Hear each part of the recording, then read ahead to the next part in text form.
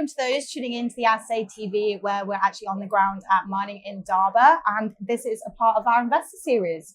I'm delighted to be joined today by Inga Petersen, Executive Director by the Global Battery Alliance. Welcome. Thank you. Nice to be here. So you have over 15 years experience in the sustainability world. My first question would be, what drew you to the Global Battery Alliance?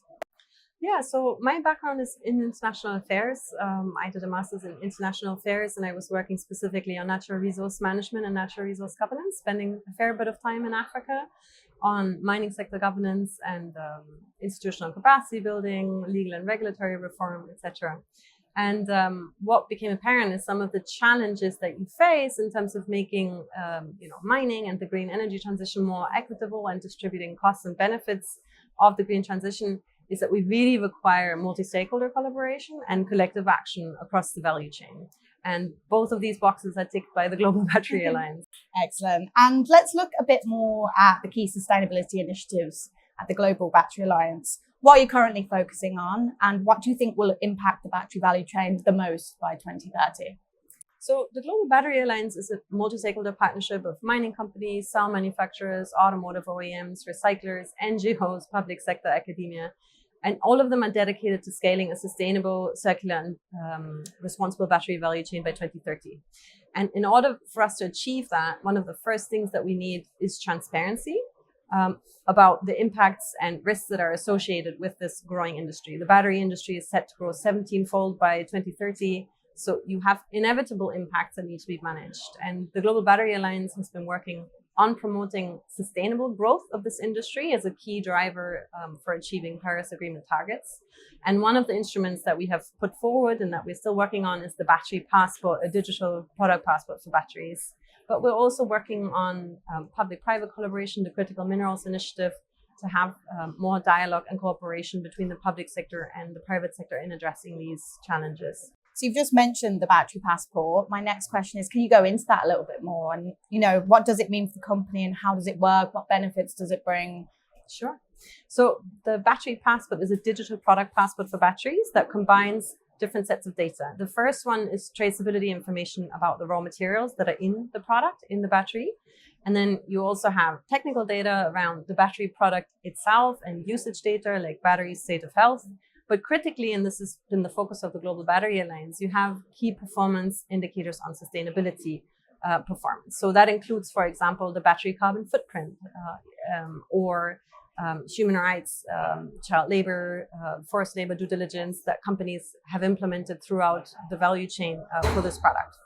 And what the Global Battery Alliance wants to do is to ultimately issue a sustainability certification for battery products to inform purchasing decisions, but also more importantly, maybe inform procurement decisions, investment decisions, that you can ensure that the products that you are sourcing have been sustainably sourced and manufactured, so that we contribute to creating a marketplace for more sustainable battery products. And of course, this concept of the battery passport has been picked up in the EU battery regulation and will become a mandatory requirement as of 2027 in the EU. Any changes, notwithstanding that are currently happening. But yeah, the GBA goes a little bit beyond that to really have this global comparability of sustainability performance of these products, regardless of where they were manufactured, so that you can really contribute to continuous improvement and have these products compete also on sustainability metrics and not just cost alone. Well, you did just briefly mention that there's many changes that are continuously happening. Is that one of the main challenges you face in promoting sustainable value battery chains, or what are the main obstacles? Yeah, I mean, of course, the policy and regulatory landscape is a challenge, and that's not just EU specific, but globally, as you see changes in administrations and maybe changes of direction, generally for the EV sector, but then also specifically for the battery industry, which is of course highly geographically concentrated. So the battery regulation has been a key driver for companies and manufacturers to align their practices with more responsible sourcing requirements and production requirements, and starting data collection on battery carbon footprint. If there's a pushback against ESG requirements, that obviously creates uncertainty. Is it a nice to have or is it a must have? And that does change the incentive structure for companies. The second is that, we don't yet have a price premium for more sustainably produced products. So how can we, contribute to creating this marketplace that manufacturers also get rewarded for doing more. And I think another challenge is that the voices of some of the producing countries are still missing in that conversation. So when we're talking about a sustainable product, what does it actually entail? And the perspectives might be different for, you know, an EV market or a big economy versus, you know, a producing country in the global south. You know, where do they place the emphasis? And this is one of the areas where the GBA wants to lend the platform as well, and where we already have everybody around the table. But yeah, these, I would say, are some of the more obvious challenges. Very complex landscape there. It is indeed. Very complex. Yeah. Excellent. And just looking at the broader picture, what technological innovations in battery production are you most excited for? Is there anything that you've caught your eye? Yeah, so I'm not a battery chemist, but I can say that batteries as a product are, you know, one of the most dynamic industries that you can imagine. So the growth and the acceleration of the industry that we've seen, I think, is unprecedented since the Industrial Revolution. So even in the last 10 years, and chemistries are evolving. You know, you see massive drops in cost and affordability and the, you know, economies of scale and domino effects of, you know, this market penetration as a product.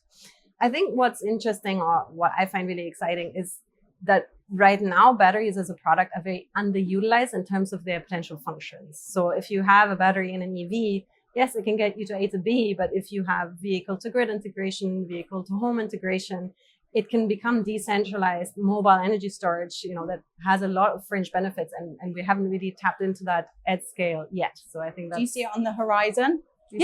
For sure. The near horizon or the distant horizon? I mean, it depends on where you're talking about. Obviously, you need other enabling factors like, you know, renewable energy infrastructure, grid infrastructure that allows this, charging infrastructure.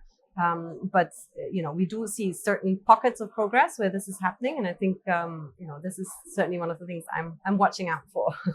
Excellent. Well, to round up this interview, obviously, we're here at Mining Indaba. Can you tell us what you're most looking forward to?